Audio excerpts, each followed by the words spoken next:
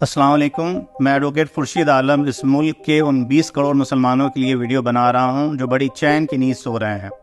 वो चैन की नींद सो रहे हैं और उनके दरवाजे पर एक मुसीबत आकर खड़ी हो गई है। इस बार ये मुसीबत वक्फ अमेंडमेंट बिल 2024 की शक्ल में आया है। बीजेपी गवर्नमेंट ने पार्लियामेंट में मौजूदा वक्फ एक्ट में बदलाव करने के लिए ये बिल पेश किया है।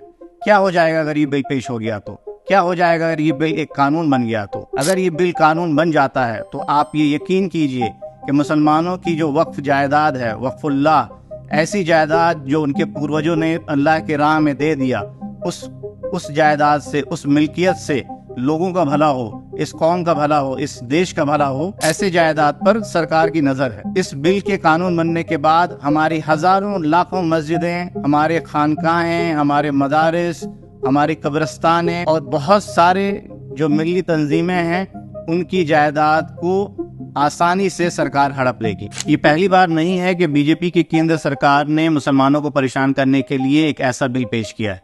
इससे पहले बेशुमार बिल पेश किए जा चुके और वो आसानी से कानून भी बन गया, लेकिन मुसलमान कुछ नहीं कर पाए। खुशी की बात यह है कि इस बार इस बिल को कानून बनने से हम रोक सकते हैं। जब ये बिल पार्लियामेंट में पास किया गया तब अपोजिशन ने बहुत ही जबरदस्त तरीके से इसे रोकने की कोशिश की, जिसके नतीजे में इस बिल को जॉइंट पार्लियामेंट्री कमेटी में रिकमेंड कर दिया गया है।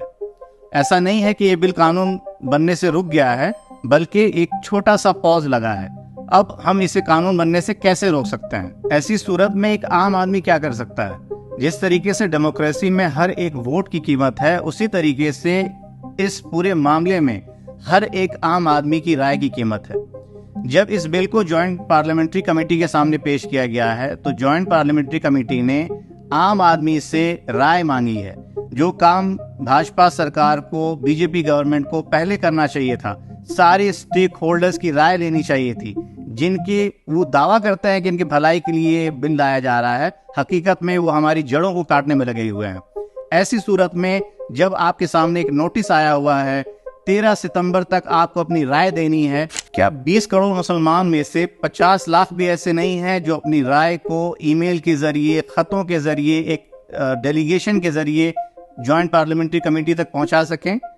हम जानते हैं कि ये पूरा काम बहुत ही टायरिंग है। आप कैसे एक मेल को बनाएंगे, किस तरह से अपनी बात को रखेंगे? हमने आपकी काम को बहुत ही आसान कर दिया है। हमारे पास एक खाका तैयार है। उस खाका में हम क्या कहना चाहते हैं सरकार से, हम क्या कहना चाहते हैं जॉइंट पार्लियामेंट्री कमेटी से, वो सारी चीजें लिखी हुई हैं। सिर्फ आप स्क्रीन पे दिए हुए QR कोड को स्कैन कीजिए या फिर लिंक को फॉलो कीजिए और ये लिंक आपको आपके ईमेल बॉक्स तक ले जाएगा। वहां से आप बड़ी आसानी के साथ मेल भेज सकते हैं, अपने एहतजाज को, अपनी राय को दर्ज कर सकते हैं।